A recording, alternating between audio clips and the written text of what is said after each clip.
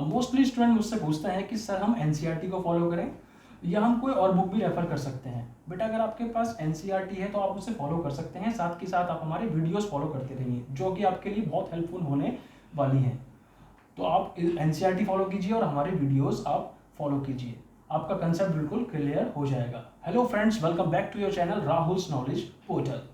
बेटा आज हम स्टार्ट करेंगे क्लास 11th की बिजनेस स्टडी का चैप्टर 1 जिसका नाम है बिजनेस, ट्रेड एंड कॉमर्स। इस चैप्टर को दो कैटेगरी में बांटा हुआ है, जिसको सेक्शंस में बांटा हुआ है। जिस पहले सेक्शन का नाम है history of trade and commerce और दूसरे सेक्शन का नाम है nature and concept of business.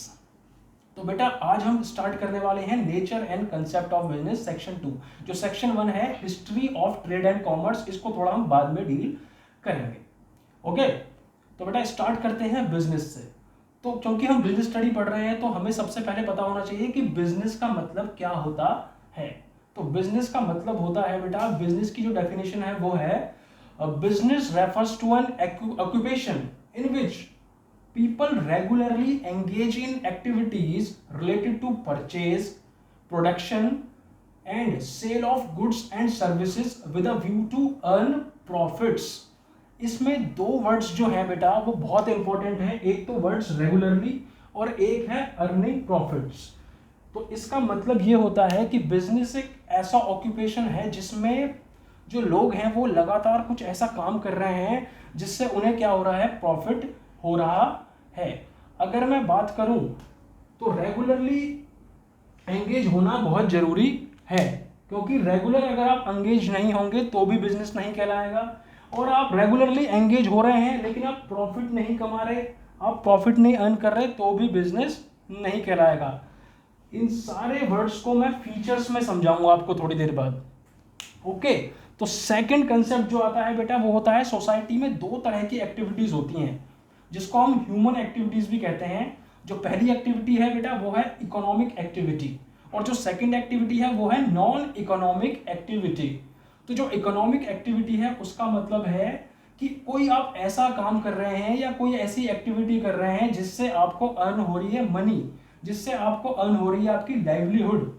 और जो नॉन इकोनॉमिक एक्टिविटी है उसमें आप काम तो कर रहे हैं लेकिन आप उसमें अपनी लव से काम कर रहे हैं, अफेक्शन से काम कर रहे हैं, सिंपैथी से काम कर रहे हैं, लेकिन आप उसमें उसका पर्पस आपका मनी अर्न करना नहीं है, उसमें आप वो अपने लव और अफेक्शन से काम कर रहे हैं। जैसे एग्जांपल अगर मैं लूं इकोनॉमिक एक्टिविटी का, तो बेटा आपकी एक कन्फेक्शनरी की शॉप है जिसमें आप बर्गर बेचते हैं, जिसमें आप पैटीज बेचते हैं, जिसमें आप केक्स भी बेचते हैं या पेस्ट्री भी बेचते हैं।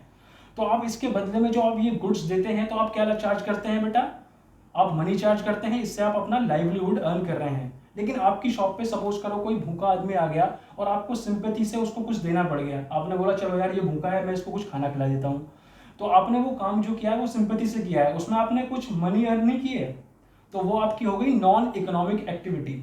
एक और एग्जाम्पल बेटा, शांताबाई बेटा आपके घर में आती है, अपने नरम नरम हाथों से आपके लिए गरम गरम खाना बनाती है, इसके बदले में वो आपसे चार्ज क्या कर रही है, मनी।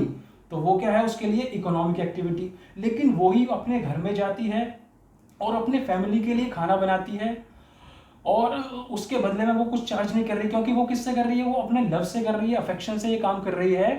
तो वो उसके लिए क्या हो गई, नॉन इकोनॉमिक एक्टिविटी। तो हमने बेटा दो कंसेप्ट समझे, एक समझा मैंने बिजनेस का कंसेप्ट और एक समझा मैंने ह्यूमन एक्टिविटी का कंसेप्ट। अगर ये दोनों कंसेप्ट आपको समझ में आ गए तो बेटा जो नेक्स्ट कंसेप्ट मैं आपको समझा रहा हूं वो है कैरेक्टरिस्टिक्स ऑफ बिजनेस एक्टिविटीज। वो भी आपको बहुत इजीली समझ में आएंगे, क्योंकि जो डेफिनेशंस है ना आधी चीज तो उसी से कवर हो जाती हैं। मतलब अगर आपको डेफिनेशन समझ में आ गई ना तो आप कैरेक्टरिस्टिक्स यूं ही लिख दोगे। तो कैरेक्टरिस्टिक्स को क्या होता है ना, फीचर्स भी बोलते हैं। कैरेक्टरिस्टिक्स मतलब फीचर्स ऑफ बिजनेस एक्टिविटीज। बहुत से बच्चे कहते हैं सर कैरेक्टरिस्टिक्स एग्जाम में लिखने को आ गया, फीचर्स तो आपने पढ़ा ही नहीं थे। बेटा फीचर्स और कैरेक्टरिस्टिक्स एक ही चीज होती हैं। तो वन बाय वन डिस्कस कर लेते हैं बिजनेस एक्टिविटीज के फीचर्स। जैसा मैं आपको बता चुका हूं, सबसे पहले है एन इकोनॉमिक एक्टिविटी। तो बेटा इकोनॉमिक एक्टिविटी मतलब बिजनेस जो है वो प्रॉफिट अर्न करने के पर्पज से ही स्टार्ट हुआ है। उसका मेन जो ऑब्जेक्टिव है वो क्या है, प्रॉफिट अर्न करना। अगर उसका मेन ऑब्जेक्टिव प्रॉफिट अर्न करना नहीं है तो वो बिजनेस नहीं है। तो बिजनेस का सबसे पहला फीचर हो गया एन इकोनॉमिक एक्टिविटी। और सेकंड फीचर है बेटा production and procurement of goods and services. इसका मतलब समझते हैं बेटा। प्रोडक्शन का मतलब होता है आप कुछ रॉ मटेरियल लेके आए, आप कुछ इनपुट लेके आए, आपने उसको प्रोसेस किया और उससे फिनिश्ड गुड्स बना दिया, आपने इनपुट को प्रोसेस किया और उससे क्या बन गया आउटपुट, और वो आपने जो आउटपुट बना वो आपने मार्केट में बेच दिया, उससे आपने क्या किया पैसे अर्न किए, तो वो क्या हो गया आपका प्रोडक्शन। और प्रोक्यूरमेंट ऑफ गुड्स का क्या है कि आप फिनिश्ड गुड्स ही लेके आए, आप सस्ते दाम पे फिनिश्ड गुड्स लेके आए, आपने उससे थोड़ा सा प्रॉफिट कमा के आगे बेच दिया, आपने कोई मैन्युफैक्चरिंग नहीं किया, आप एक ट्रेडर की तरह काम कर रहे हैं, आपने गुड्स लिया और गुड्स आगे बेच दिया, तो वो भी क्या है, क्योंकि वो भी आपने किस लिए किया है, अपना प्रॉफिट अर्न करने के लिए, अपना मनी अर्न करने के लिए, तो वो भी क्या कहलाएगा बेटा कैरेक्टरिस्टिक्स ऑफ बिजनेस एक्टिविटीज। तो सेकंड हो गया प्रोडक्शन और procurement of goods and services. और नंबर थर्ड होता है बेटा सेल और exchange of goods and services. इसका मतलब ये है कोई भी आप प्रोडक्ट जो बना रहे हैं आप उसकी सेल कर रहे हैं तो ही वो क्या कहलाएगा बिजनेस एक्टिविटीज। अगर आप उसे खुद अपने कंजम्पशन के लिए यूज कर रहे हैं तो वो बिजनेस एक्टिविटी नहीं कहलाएगा, वो बिजनेस का फीचर नहीं होगा। एग्जाम्पल लेते हैं बेटा, आपके मदर फादर बोलते हैं आपको कि आज तो यार जलेबी खाने का बहुत मन कर रहा है मेरा, तो आपने बोला कि पापा पापा कहीं से जलेबी मंगवाने की जरूरत नहीं है, मैं जलेबी बना के दिखाता हूँ आपको, या मैं जलेबी बना के आपको दिखाती हूँ। आपने बेटा शानदार गर्मा गर्म जलेबी बना दी और आपके मम्मी ने भी खा ली, आपके ब्रदर ने भी खा ली, आपके डैड ने भी खा ली, लेकिन आपने वो खुद इंटरनल कंज्यूम करी है, तो वो आपने खुद इंटरनल कंज्यूम करी है, खुद से कंज्यूम करी है, ना तो वो आपने सेल करी है ना वो एक्सचेंज करी है, तो वो क्या नहीं कहलाएगी, वो बिजनेस एक्टिविटी नहीं कहलाएगी, क्योंकि वो खुद आपने क्या करी है कंज्यूम करी है। तो बेटा ये क्या है आपका थर्ड, सेल और exchange of goods and services. और नंबर फोर्थ जो मैंने आपको बताया था बेटा dealings in goods and services on a regular basis. आपका रेगुलर बेसिस पे डील होना जरूरी है, क्योंकि रेगुलर बेसिस पे आपको बिजनेस करना बहुत जरूरी है। एग्जाम्पल बेटा आपने एक बाइक ली, बाइक आपने 5 महीने चलाई, 5 महीने चला के आपका मन भर गया, आपने बोला कि मैं तो इस बाइक को बेच रहा हूं, आपने वो 5 महीने बाद बाइक बेच दी, इवन आपने बेटा वो प्रॉफिट पे बेच दी, लेकिन आप वो काम रेगुलर तो ना कर रहे हो, आप वो काम रेगुलर नहीं कर रहे। आपने तो बाइक 5 महीने पहले ली थी, लेकिन आपने अपनी लाइफ में एक बार बाइक बेची, उससे पैसे कमा लिए, तो आप ये थोड़ी ना कह दोगे कि ये बिजनेस एक्टिविटी है। बिजनेस में तो आपको रेगुलर एंगेज होना पड़ता है। अगर यही आपका बाइक का शोरूम होता और वहां से आप बाइक रेगुलर बेचते तो वो कहलाता बेटा बिजनेस एक्टिविटी। तो नंबर फोर्थ जो फीचर है वो है dealings in goods and services on regular basis. तो रेगुलर बेसिस पे आपका होना जरूरी है बेटा। और फिफ्थ पॉइंट मैंने आपको बताया था बेटा प्रॉफिट अर्निंग, तो यहीं से कवर हो रहा है ये प्रॉफिट अर्निंग, क्योंकि कोई भी हम अगर बिजनेस खोलते हैं तो हमारा मेन पर्पस होता है उससे हम अर्न करें प्रॉफिट, क्योंकि अगर हम एक टाइम के बाद सिर्फ लॉस ही लॉस बियर करते जा रहे हैं तो हमारा बिजनेस सर्वाइव नहीं कर पाएगा। तो हमें जरूरत क्या है प्रॉफिट अर्न करने की। तो बेटा हम जो बिजनेस खोल रहे हैं वो क्या है प्रॉफिट अर्न करना हमारे लिए नेसेसरी है। प्रॉफिट अर्न करोगे तो ही आपकी क्या कहलाएगी बिजनेस एक्टिविटी।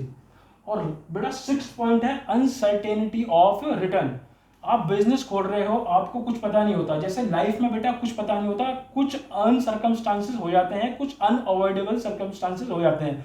जैसे आप बाइक पे बैठे और बाइक से बैठे आप और घर की तरफ अपने ऑफिस की तरफ निकल रहे थे बेटा, तो पीछे से देखा कोई गाड़ी वाला बैक कर रहा था और आपकी बाइक पे उसने जरा सी चोट मारी और आपकी बाइक नीचे गिर गई और आपका केक कट गया।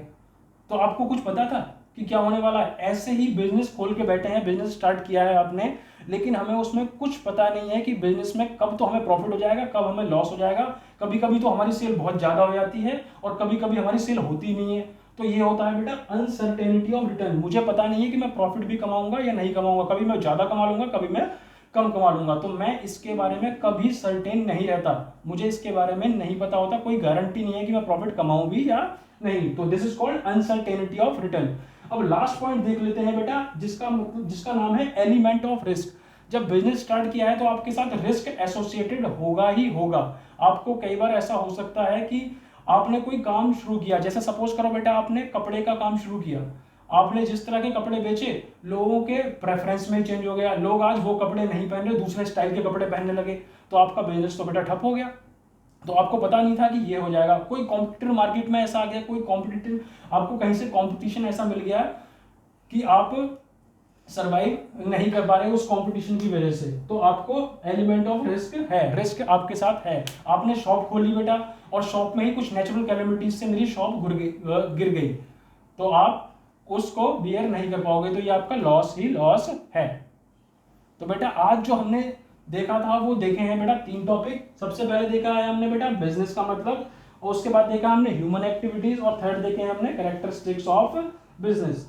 बेटा अगर वीडियो अच्छी लगी हो और कंसेप्ट समझ में आया हो तो वीडियो को लाइक करना सर, इसको दोस्तों के साथ शेयर करना, और चैनल को भी सब्सक्राइब नहीं किया है तो इसको तुरंत सब्सक्राइब करना। जितना ज़्यादा आप लाइक करोगे वीडियो को उतना ज़्यादा हमारा कॉन्फिडेंस बढ़ेगा, उतने बूस्ट ऑफ एनर्जी के साथ हम आपको नेक्स्ट वीडियो दे पाएंगे। तब तक के लिए बेटा बाय बाय, टेक केयर।